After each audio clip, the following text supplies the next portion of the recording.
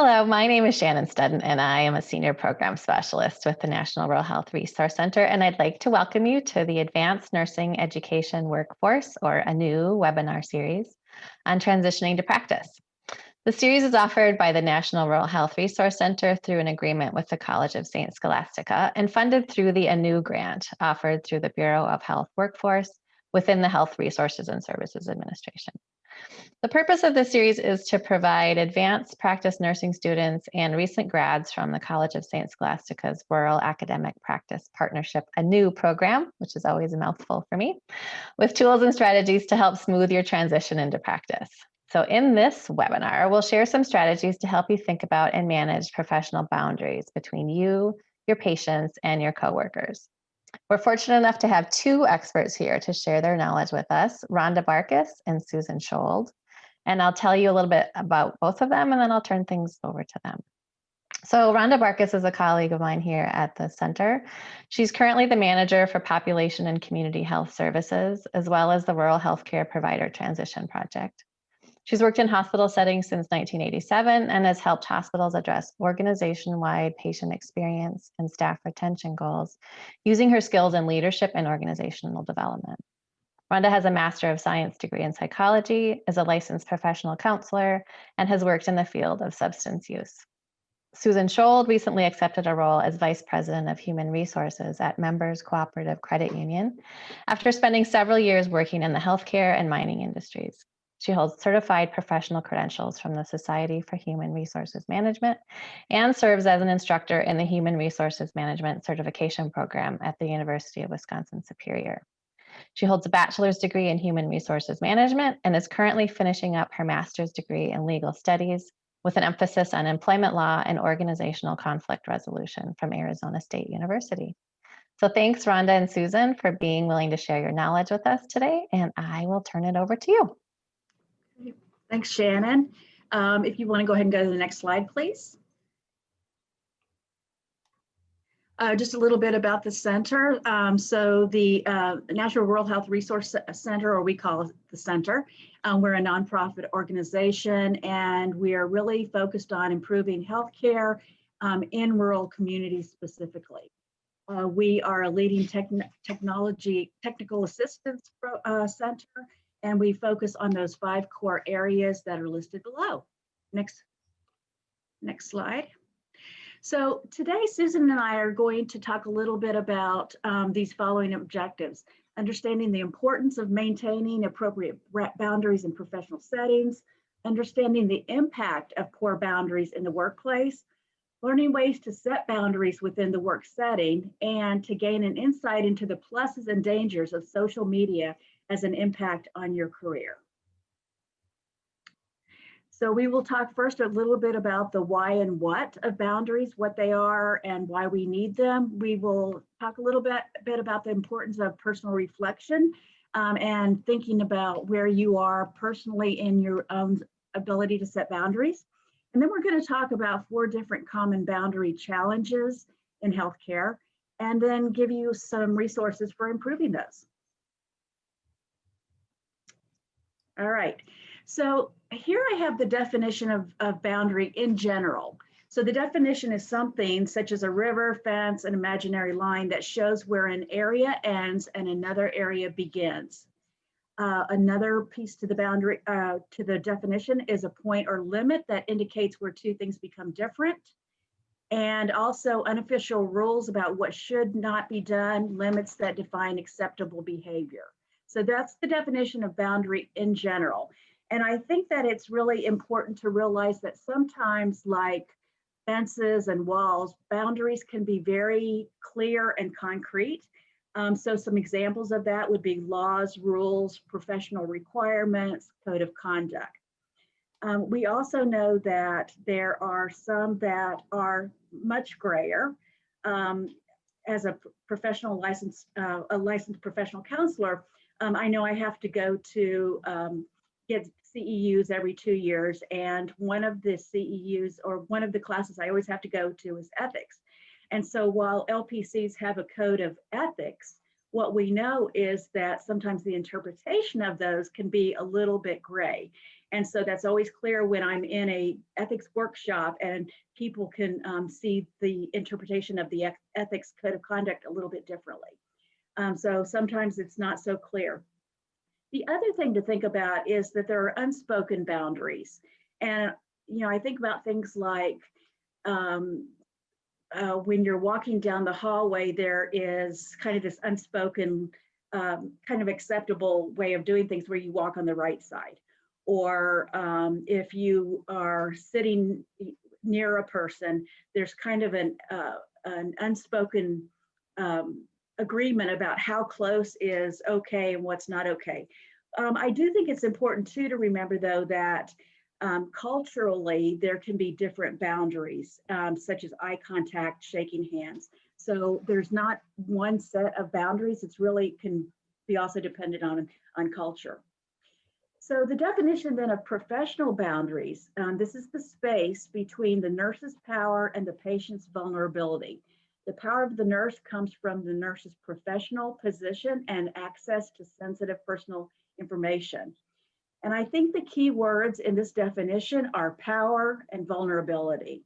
I think that sometimes as we are working with patients and in healthcare, we can really forget how much power and influence we have, and that our words carry a lot of meaning. Sometimes even our facial expressions carry a lot of power. And so we have to really be careful to guard our words and actions.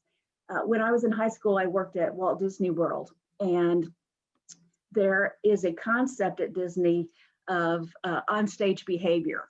And the moment you walk out from the back behind the scenes to where the guests are, you have to have your onstage behavior. And that means there are a lot of kind of rules and expectations about what it looks like to be professional, even down to things like how the way you wear makeup is, or jewelry, not chewing gum, never having a drink or food in your hands. So again, those are all examples of onstage behavior. And I think as professionals, it's important for us to also consider what does that look like in our profession. Next slide, please. So why boundaries matter? Just like walls sometimes, or gates or fences, the key word is around protection. It's the protection for our patients, for ourselves, and our reputation. And we will be touching on all of these when we talk about the challenges in healthcare with boundaries. Next slide. So I think it's really important, aside from boundaries in the workplace, I think first we really have to do some honest self-reflection and think about, in general, how good am I with boundaries? So not just at work, but in general, because I think that is kind of the starting place for boundaries. And if we are not able to say, yes, I'm really good at boundaries, then sometimes we got to really work on those first, just be able to put some more personal boundaries into place. But here's some examples or some things to ask yourself. I set limits with others that are in line with my values. I'm aware of requests or people that make me feel uncomfortable and can set limits. I practice good self-care. Again, I think that that's important because the implication of that is when we aren't, then we're probably overdoing, saying yes when we really want to say no, and not taking good care of ourselves. My behavior is appropriately matched to my role. So again, is my role right now as a nurse, a friend, a coworker, and I need to really think about my behavior that's appropriate to that. So how I am as a friend is not how I'm going to be as a nurse or a coworker. And protecting time, energy, and well-being. And then on the other side, though, are some examples that if you are saying, yeah, this is me, it really is just a red flag that maybe my boundaries need some work. So saying yes when I want to say no, putting others first to the detriment of myself, feeling overwhelmed, which often leads to being burned out and resentful. I'm an open book, meaning I share everything with everybody. I don't have any filters. I will share personal life with anybody. So that, again, is an indication of poor boundaries. going against personal values to please others, and perhaps even beginning to have work issues related to professionalism. Next slide. And I am going to hand this over now to Susan. Thanks, Rhonda. So what's holding us back from setting professional boundaries? As a caregiver, you're really hardwired to take care of others. It's in your DNA. So it can be quite difficult, especially if you have low self-esteem. It's that dread of upsetting someone, of saying no. It's the fear of conflict. If you say yes, will you feel frustrated and stressed or annoyed with yourself? And making exceptions for the good of the team. So a lot of times people do this because they want others to know that they're super efficient and they're capable, they're reliable and dependable, they're indispensable, they're a go-getter or a high achiever, that they're working hard and worthy of the salary that they're being paid. But I ask you to challenge yourself. Ask yourself if you sometimes doubt that you have the right to have your needs met or make little effort to have them met.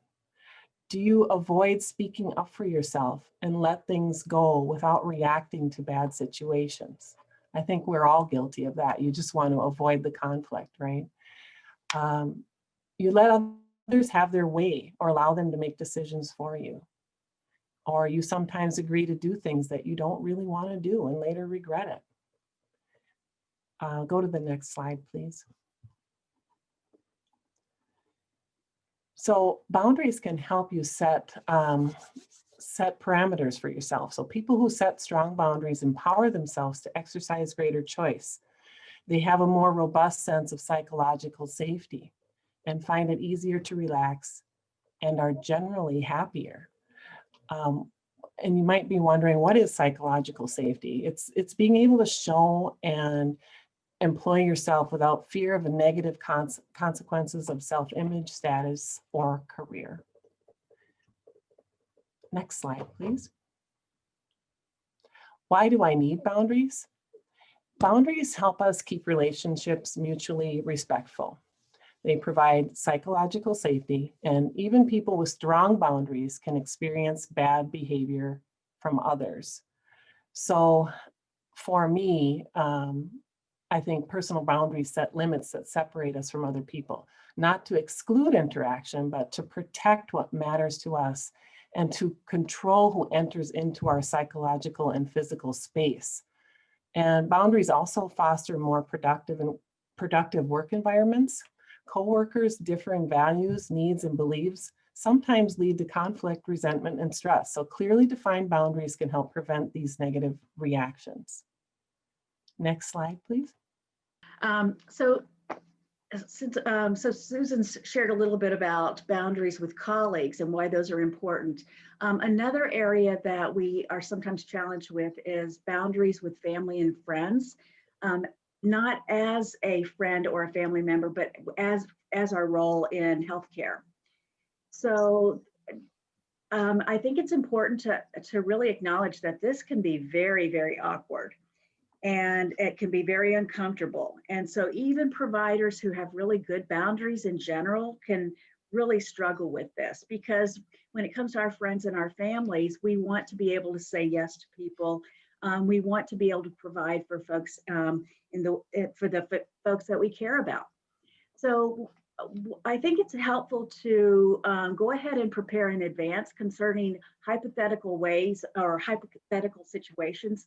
And think about how you're going to handle those situations. So instead of waiting until the moment when a family or a friend is your patient and thinking, oh, what am I going to do now? Go ahead and prepare for that. It's easier to decide up front how you're going to handle those situations than in the pressure of that very moment. So two that most providers are challenged with are the family and friend as a patient. So think about, okay, how am I going to handle that? And then also family and friends who are asking you for a prescription. And again, I think it's important to get clear on, okay, what is my stance about that? And what am I going to say when I'm asked? And so really create phrases and responses to address those situations. So for instance, I make it a practice not to write prescriptions for family and friends. So anyway, having those phrases in advance can be very helpful so that you're not having to figure out in that moment, what am I going to say? Also, as needed, have discussions with those that are close to you about the personal versus professional role. Acknowledge with them that this can feel awkward, but and go ahead and put it out there. Sometimes it's the elephant in the living room, and it can be helpful just to say, you know, I know that typically my role with you is we've been friends for a long time. Now you're my patient, and this is how this will look a little bit different. So go ahead and put that out there as much as possible. Next slide, please. All right, I'm going to turn it back to Susan. Thank you. So boundaries regarding social media. The use of, this is actually, in my opinion, one of the most important slides in this deck, and one that you should refer back to often, just as a reminder. So the use of social media creates risk of boundary violations as well as breaches of patient confidentiality. The nurse does not have to be at work for this to occur. So in other words, you could be at the grocery store or anywhere really, and have somebody you know that you've either been a caregiver for or you're caregiving a loved one for them. You could run into them outside of work. So you almost always have to be ready for whatever's coming. So a common inappropriate behavior is sending messages or photos to a patient, family member, or a caregiver via social media. I saw this a lot when I worked in long-term care. Residents, family members who couldn't visit would often ask staff to send pictures of their loved ones via text or email as a way to connect. And of course, this is a HIPAA violation. But in that moment, I witnessed many nurses and caregivers who were stuck between compliance and empathy. If it was your loved one, wouldn't you want someone to do it for you? So this is where you must have a plan ahead of time. As Rhonda mentioned earlier, prepare some phraseology so you won't stumble with your words. You know, you could say something like, I'm sorry you can't be here with your mother at this time. You must miss her terribly. Unfortunately, because of patient confidentiality, I'm not able to send you any photos of her, but I can speak with our social worker and our activity staff so they can coordinate a video visit between the two of you. So just something, you know, something that still shows the empathy, but it shows that hard line that you're drawing, that boundary. The second bullet point here is it is the position of the International Nurse Regulator Collaborative that the nurse not accept a friend request from patients on personal social media accounts. If the nurse engages in social media as a means to interact with patients, it's important to have a separate professional social media account from the personal one. This is so important. You know, and it may be that you are already social friends with someone who ends up becoming a patient. And so that blurs that line even more.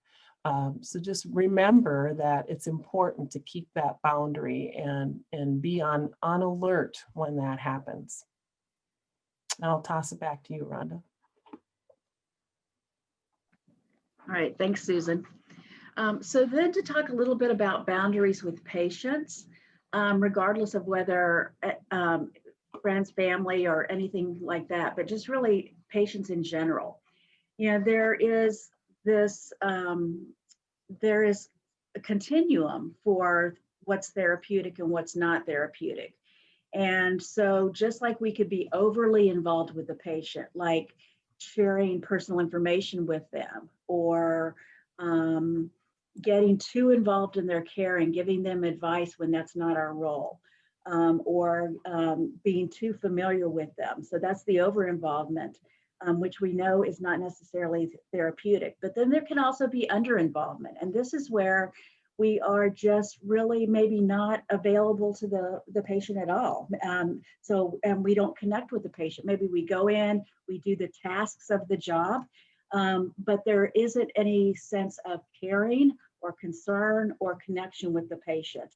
And we know that that also creates a very non-therapeutic situation, because we know that patients heal better, they're more compliant, they're more likely to follow the advice and the of their providers when they do feel cared about.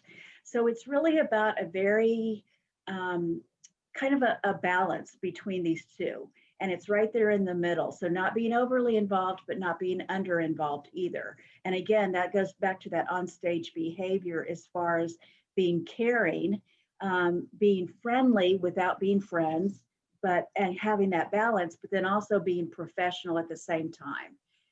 So it's really important to be able to find that therapeutic sweet spot. Next slide, please.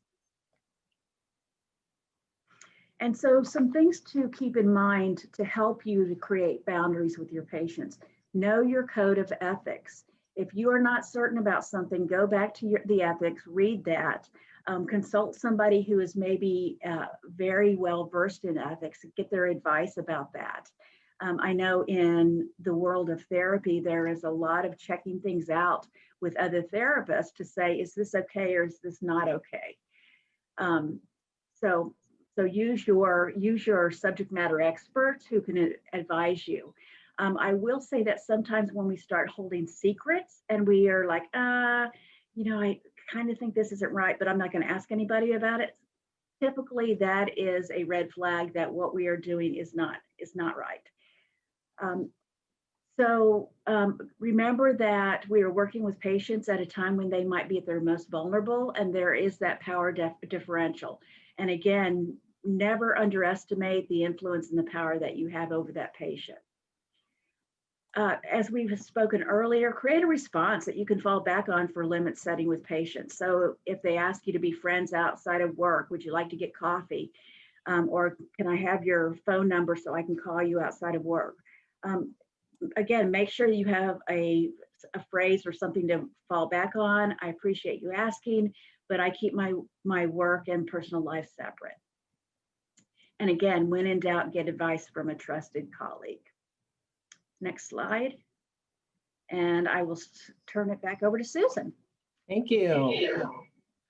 So, generosity burnout is a big deal right now. Are you suffering from it? It's natural to want to be seen as a capable, reliable person who goes the extra mile. But when is your extra effort too much? People who fail to set boundaries risk generosity burnout when others take unfair advantage of them. And what's unfair advantage? That's when somebody knows that you're an easy target, right? They know that if they ask you, you're going to say yes because you always say yes. So that's something, if that's you, if that describes you, think about that as, as a personal goal to maybe at least challenge yourself that how often do I say yes, and should I be saying no once in a while? And ask yourself, why am I saying yes? Why am I not willing to say no sometimes? Generosity burnout can leave people feeling exhausted, humiliated, and hurt, right? It hurts when you feel like you're being taken advantage of. It's exhausting. So it's something you really want to guard for yourself, just to keep yourself healthy. Next slide. How to manage your boundaries. Okay, ask yourself, do you doubt that you have the right to have your needs met or make little effort to have them met? Do you avoid speaking up for yourself? And do you let things go without reacting to bad situations? Do you tend to avoid conflict? Do you let others have their way or allow them to make decisions for you? And do you sometimes agree to do things that you really don't want to do and regret it later? If you answered mostly yes, then chances are that people see you as a soft touch or an easy mark or someone who they can manipulate into doing what they want without negotiation. It's time to start strengthening your boundaries. It's okay for you to take care of yourself because then you'll be a better caretaker for others. And here's a list of the resources used to create this presentation.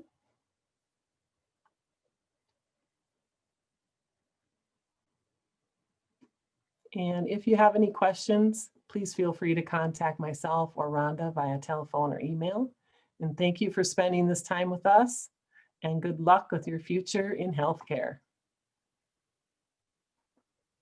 Thanks, Rhonda and Susan. And just a note that we will put links to the resources that Susan showed on screen on the website where this webinar will be hosted. So thanks for sharing such great information with us. We all know that making the right decisions about professional boundaries is something we're all challenged to do throughout our careers. And these decisions can be really difficult. So I really appreciate you giving us some guidelines and some important things to consider. And thanks also to those of you who are watching this webinar. We encourage you to check out the other webinars in this series so that you can continue to add more tools to your toolbox to help smooth that, that challenging transition to practice. We're really glad you joined us, and we wish you an enjoyable day.